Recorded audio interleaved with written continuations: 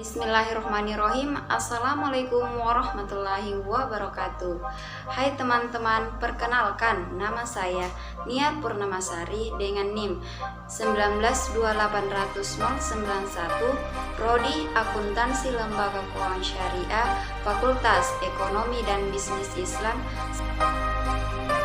Ini saya akan menjelaskan atau memaparkan materi mengenai uang, mata kuliah Ekonomi Makro Islam. Dosen pengajar Ibu Emily Nursaidi ME. Baiklah, yang pertama saya akan menjelaskan sejarah singkat uang. Apa sih sejarah singkat uang itu? Nah, sebagai alat pembayaran, uang mengalami perjalanan yang panjang.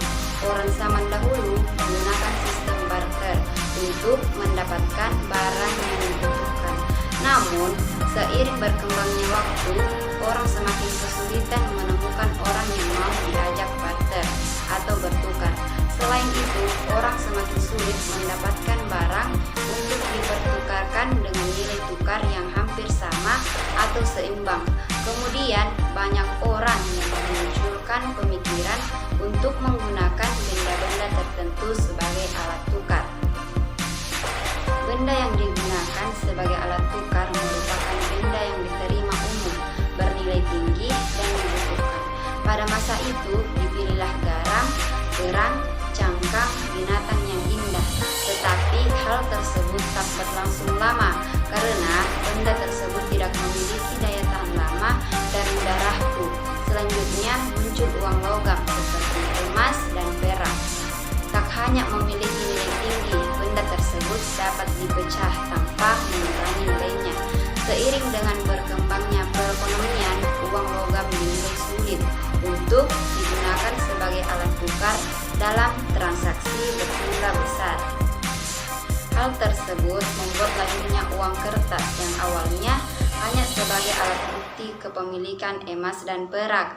Uang kertas yang beredar tersebut mempresentasikan suatu jaminan 100% pemilikan emas dan perak yang disimpan. Di era ekonomi modern, masyarakat beralih pada uang kertas, bukan lagi emas dan perak sebagai alat pembayaran. Selanjutnya, saya akan menjelaskan pengertian uang. Apa sih pengertian dari uang itu? Definisi umum dari uang adalah segala sesuatu yang dapat digunakan sebagai alat tukar. Alat tukar sendiri dalam ekonomi memiliki makna segala sesuatu yang diterima oleh masyarakat secara luas sebagai alat pembayaran dalam proses pertukaran barang dan jasa. Nah, uang didefinisikan secara berbeda menurut ilmu ekonomi klasik atau tradisional dan modern. Pada ilmu ekonomi tradisional, uang diartikan sebagai segala macam benda yang dapat dimanfaatkan menjadi alat tukar dengan syarat benda tersebut diterima oleh masyarakat umum di suatu wilayah. Sementara, uang dalam pandangan ilmu ekonomi modern memiliki makna yang lebih luas. Uang merupakan segala sesuatu berwujud benda yang diterima secara umum sebagai alat pembayaran transaksi jual beli atas barang atau jasa serta kekayaan atau aset berharga lainnya, dan sekaligus sebagai alat pembayaran utang.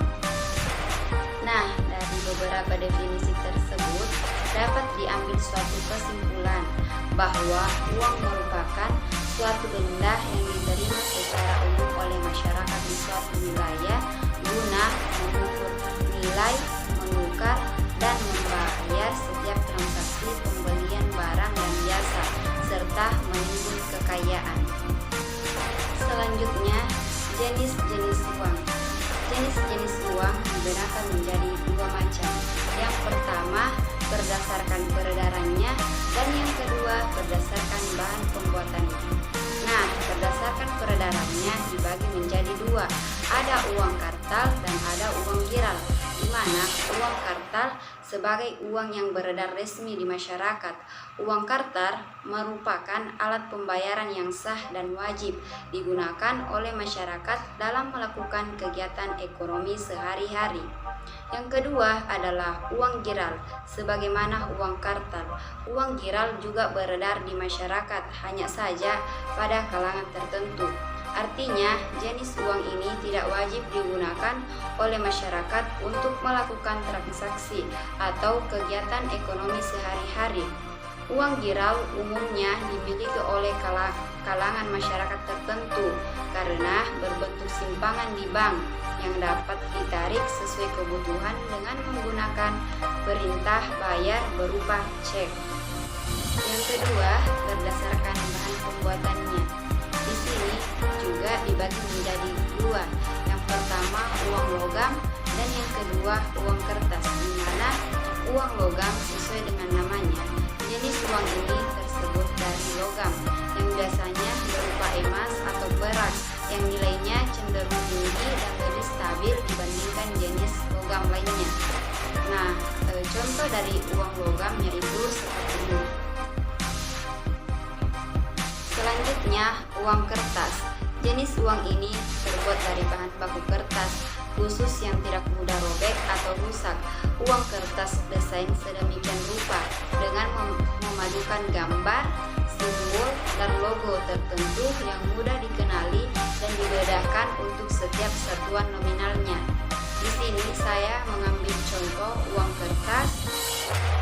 Di sini ada contoh uang kertas senilai Rp20.000.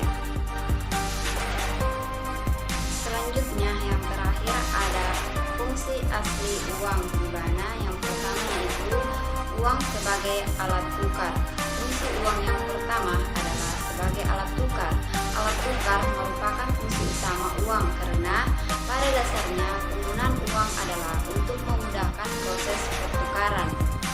Adanya uang dapat memudahkan kamu dalam menentukan pilihan antara pembeli dan penjual sehingga tidak perlu lagi memiliki keinginan timbal balik. Yang kedua, sebagai alat satuan hitung. Fungsi uang berikutnya adalah sebagai alat satuan hitung. Fungsi uang sebagai satuan hitung sudah merupakan suatu keharusan. Tanpa adanya satuan hitung, orang akan kesulitan untuk menentukan nilai atau harga suatu barang ataupun jasa. Karena nilai dari bermacam-macam barang atau jasa yang ditawarkan di luar sana cukup bervariatif sehingga mudah dengan ditunjukkannya oleh uang sebagai bentuk satuan hitung. Satuan hitung yang dimaksud di sini adalah menghitung besar dan kecilnya pinjaman serta menunjukkan besar kekayaan. Dirangkum dari beberapa sumber berikut fungsi turunan uang. Yang pertama, menunjukkan harga. Fungsi uang yang ketiga adalah sebagai media untuk menunjukkan harga di dalam bidang perekonomian, entah itu barang ataupun jasa yang diperjualbelikan. Tentu kami harus tahu harga barang atau jasa tersebut. Uang merupakan media yang digunakan untuk menentukan harga tersebut. Dengan kata lain, uang dimanfaatkan sebagai sebuah alat penunjuk harga. Dengan kamu mengetahui harga suatu barang, maka kamu bisa memperkirakan untuk membeli atau tidaknya suatu barang tersebut. Selanjutnya, sebagai alat pembayaran. Fungsi uang yang selanjutnya adalah sebagai alat media pembayaran. Setelah kamu mengetahui harga suatu barang, dengan melihat fungsi uang sebagai alat untuk menunjukkan harga, uang dapat kamu gunakan untuk melakukan pembayaran untuk barang atau jasa yang kamu butuhkan. Tanpa adanya uang, manusia tidak akan dapat membeli sebuah barang ataupun jasa. Arti dari fungsi ini adalah bahwa manusia menggunakan uang untuk membayar jasa atau barang yang dibutuhkannya. Selanjutnya yaitu penimbun kekayaan. Fungsi uang dalam perekonomian yang selanjutnya adalah sebagai media penimbun kekayaan.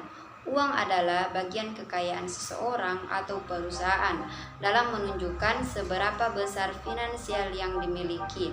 Ini berarti menyimpan uang sama artinya dengan menyimpan kekayaan. Contohnya, ketika kita menyimpan uang di bank, maka kita seperti menyimpan kekayaan.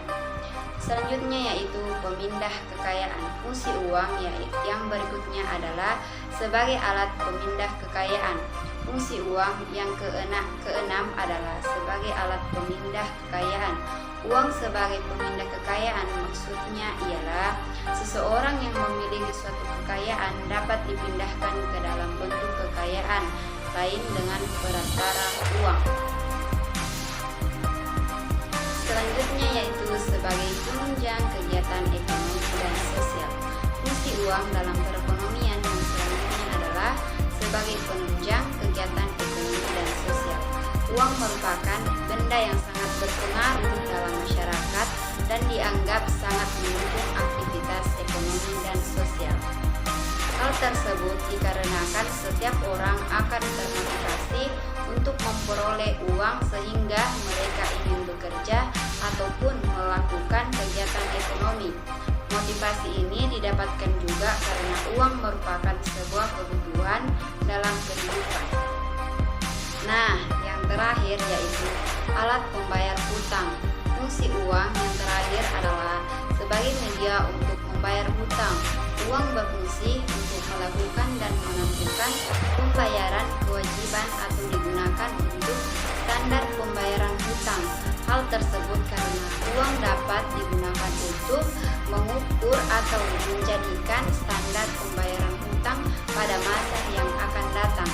Uang yang digunakan oleh manusia sebagai alat pembayaran akan berubah fungsinya. Jika uang itu dipinjam oleh seorang, maka diwajibkan bagi orang yang meminjam uang untuk mengembalikan karena secara tidak langsung uang sudah berubah fungsi sebagai alat pembayar hutang. Itulah yang sempat saya jelaskan pada materi uang. Semoga bermanfaat bagi kita semua. Saya akhiri dengan ucapan wabillahi taufiq wal hidayah. Wassalamualaikum warahmatullahi wabarakatuh.